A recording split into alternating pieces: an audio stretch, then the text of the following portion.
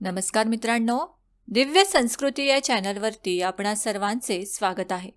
मित्रांनो, पूर्वजांना समर्पित वर्षातील 15 दिवसांना पितृपक्ष असे म्हणतात. मित्रांनो, श्राद्ध हा हिंदू आणि इतर भारतीय धर्मांमध्ये पूर्वजांबद्दल आदर आणि कृतज्ञता व्यक्त करण्यासाठी, त्यांचे स्मरण करण्यासाठी केला जाणारा विधी आहे. ज्या पूर्वजांमुळे आज आपण अस्तित्वात आहोत, ज्यांच्याकडून आपल्याला आदर, गुण, कौशल्ये इत्यादींचा वारसा लाभला आहे, त्यांचे आपल्यावर न फेडलेले ऋण आहे, अशी यामागे एक धारणा आहे. पौराणिक मान्यतेनुसार असे म्हटले जाते की पितृपक्षादरम्यान यमराज आपल्या पूर्वजांच्या आत्म्यांना मुक्त करतात, जेणेकरून ते आपल्या कुटुंबाकडून तर्पण, पिंडदान स्वीकारू शकतील. पितृपक्षात मृत नातेवाईकांचे पिंडदान करणे हे सुखसमृद्धीसाठी अत्यंत महत्त्वाचे मानले जाते. वडिलोपार्जित ऋणातून मुक्त होण्यासाठी पितरांचे पिंडदान करणे आवश्यक आहे. धार्मिक मान्यतेनुसार पितृपक्षात 3 पिढ्यांपर्यंत श्राद्ध केले जाते. पिंडदानामध्ये प्रामुख्याने पहिले 3 पिंड बनवले जातात: वडील, आजोबा आणि पणजोबा. हिंदू धर्मशास्त्रानुसार जर भावाभावांची चूल वेगळी असेल तर प्रत्येक भावांनी श्राद्ध हे घालायलाच हवे. एका भावाने घातलेल्या श्राद्धाचे फळ हे दुसऱ्या भावास मिळू शकत नाही. आणि तुमच्या जीवनात पितृदोष असेल, काही समस्या असतील तर आवर्जून श्राद्ध घालायला हवे. तसेच हिंदू धर्मशास्त्रानुसार पतीच्या वतीने स्त्री अमान श्राद्ध करू शकते. अमान श्राद्ध म्हणजे बटाटे, तूप, तीळ, गूळ, तांदूळ, विडा आणि नारळ ही सर्व सामग्री एखाद्या देवळात आपण अर्पण करावी किंवा पुरोहिताला द्यावी. याला अमान श्राद्ध असे म्हणतात. मित्रांनो, जर तुम्हाला शास्त्रशुद्ध पद्धतीने पितृशांती करायची असेल, म्हणजेच त्रिपिंडी श्राद्ध, कालसर्पशांती, नारायण नागवली हे जे विधी असतात, या विधींना पितृशांती असे म्हटले जाते. हे विधी आपणास शास्त्रशुद्धरित्या करायचे असतील तर वाराणसी किंवा महाराष्ट्रातील त्र्यंबकेश्वर आणि बिहार राज्यातील गया या 3 ठिकाणी अत्यंत शास्त्रशुद्ध पद्धतीने पितृशांती केली जाते. मात्र प्रत्येकाला या ठिकाणी जाऊन पितृशांती करून घेणे शक्य नाही. ते लोक आपल्या भागातच पितृशांती करू शकतात. पितृपक्षात जर सुतक पडले असेल तर काय करावे? मित्रांनो, जर पितृपक्षात सुतक पडले असेल तर ज्या व्यक्तीचा मृत्यू झालेला आहे त्या मृत व्यक्तीची तिथी जर सुतक संपल्यानंतर येत असेल तर तेव्हा आपण त्या तिथीस पितृपक्षातील विधी करू शकता. मात्र जर मृत व्यक्तीची तिथी सुतक असलेल्या दिवसात येत असेल तर मात्र आपण सुतक काळात श्राद्ध न घालता सर्व पितृ अमावस्येला हा श्राद्धविधी करू शकता. केवळ आपल्या आई किंवा वडील यापैकी कोणी मृत पावले असेल तर त्यांचे श्राद्ध हे यावर्षी न करता ते पुढील वर्षी करावे.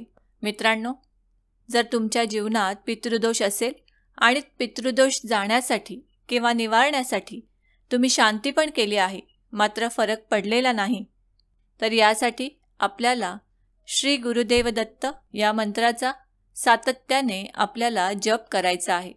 यामुळे पितृदोष बऱ्याच प्रमाणात कमी होतील आणि आपल्या कुटुंबात ज्या व्यक्ती आहेत त्यांची ज्योतिषाला पत्रिका दाखवून पत्रिकेनुसार जे विधी करावे लागतील ते करून घ्यावेत. तसेच मित्रांनो, आपल्या पूर्वजांचे टाक जर घरात ठेवले असतील तर ते टाक लवकरात लवकर विसर्जित करावे. घरात पूर्वजांचे टाक ठेवणे योग्य नाही. पितृ संतुष्ट असतील तर ते देवाप्रमाणेच कार्य करतात, आशीर्वाद देतात, पण पितरांना रोज नैवेद्य दाखवू नये. त्यासाठी पितृपंधरवडा असतो. श्राद्धाचे जेवण कावळ्याला देण्याचे महत्त्व आहे. श्राद्ध ग्रहण करण्यासाठी पितर कावळ्याच्या रूपात नियत तिथीला दुपारी घरी येतात. त्यांना श्राद्ध मिळाले नाही तर ते रुष्ट होतात. याच कारणामुळे श्राद्धाचा प्रथम अंश कावळ्यांना द्यावा. शास्त्रामध्ये सकाळ आणि संध्याकाळ देवांच्या कार्यासाठी आणि दुपारची वेळ पूर्वजांसाठी मानली गेली आहे. म्हणूनच दुपारच्या वेळेत श्राद्धतिथी केल्या जातात. मित्रांनो, जेव्हा देवतांना एखादी वस्तू अर्पण केली जाते तेव्हा तिचा स्रोत अग्नीला दिला जातो आपण यज्ञाद्वारे देवतांना वस्तू अर्पण करतो. त्याच प्रकारे सूर्य देखील अग्नीचा स्रोत आहे. हे पूर्वजांना अन्न देण्याचे साधन मानले जाते. असे मानले जाते की पृथ्वीवर येणारे आपले पूर्वज केवळ सूर्याच्या किरणांद्वारे श्राद्धाचे अन्न घेतात. सूर्य सकाळी उगवण्यास सुरुवात करतो आणि दुपारपर्यंत पूर्णपणे त्याच्या प्रभावाखाली येतो. त्यामुळे श्राद्धाची योग्य वेळ सकाळपासून दुपारपर्यंत मानली जाते. दुपारी सूर्य पूर्णता असल्याने श्राद्धासाठी उत्तम वेळ दुपारी आहे. ब्राह्मणांना जेवण वाढताना लक्षात ठेवा की ते शांतपणे दिले पाहिजे, जेणेकरून पूर्वजांना कोणत्याही समस्येला सामोरे जावे लागणार नाहीत. असे मानले जाते की बोलण्याने अन्न पूर्वजांपर्यंत पोचत नाही आणि असे केल्याने व्यत्यय येतात. म्हणूनच ब्राह्मणांना जेवण वाढताना ते शांतपणे द्या. मित्रांनो, श्राद्ध हा हिंदू आणि इतर भारतीय धर्मांमध्ये पूर्वजांबद्दल आदर आणि कृतज्ञता व्यक्त करण्यासाठी, त्यांचे स्मरण करण्यासाठी केला जाणारा विधी आहे. ज्या पूर्वजांमुळे आज आपण अस्तित्वात आहोत, ज्यांच्याकडून आपल्याला आदर, गुण, कौशल्ये इत्यादींचा वारसा लाभला आहे, त्यांचे आपल्यावर न फेडलेले ऋण आहे, अशी यामागे एक धारणा आहे. तसेच श्राद्धाच्या दिवशी पितरांच्या नावाने दक्षिण दिशेला दिवा लावावा.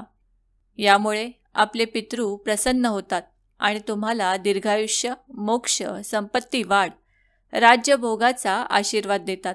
पितृपक्षामध्ये कोणतेही धार्मिक किंवा शुभकार्य जसे की मुंडन, लग्न, गृहप्रवेश, नामकरण इत्यादी विधी करू नये.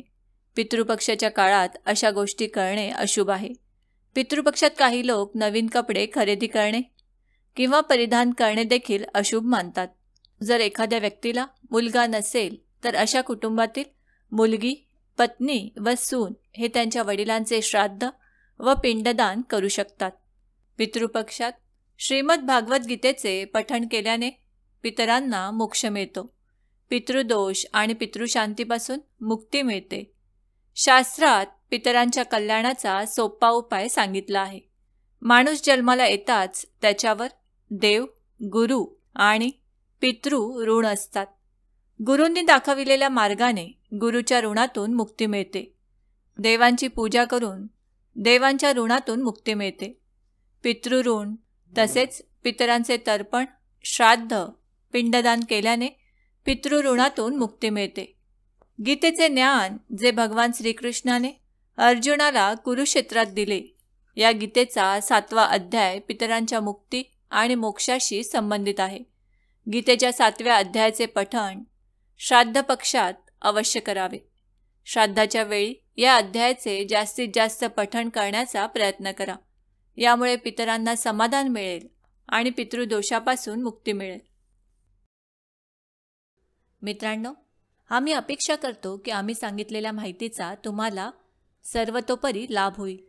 माहिती आवडली असल्यास ही माहिती तुम्ही मित्रपरिवाराबरोबर शेअर करा आणि अजूनही जर तुम्ही दिव्य संस्कृती या चॅनलला सबस्क्राईब केलं नसेल तर आमचे नवनवीन व्हिडिओ पाहण्यासाठी चॅनलला आजच सबस्क्राईब करा.